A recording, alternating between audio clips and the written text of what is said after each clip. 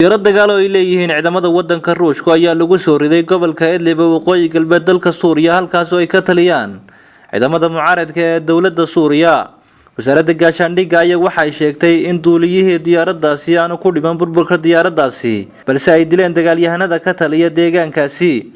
ururka Tahriir al-Sham oo hore loola xidhiidhiyay al-Qaacida ayaa sheegay inay soo rideen diyaaradaasi dagaal ay leeyihiin dalka Ruushku. dawladda Suuriya oo taageero ka helaysa diyaaradaha wadanka Ruushka ayaa bilowday dagaal ay la galayaan ciidamada mucaaradka bishii December ee la soo dhaafay. diyaaradda la soo riday ayaa la sheegay inay ku jirtay weerar duqeyn ah oo ay ku qaaday gobolka Idlib. 24 saacadood la soo dhaafay ayaa diyaaradaha Ruushku waxay duqeymo ku wadeen gobolka Idlib sida ay sheegtay kooxaha la socota dagaalka Suuriya.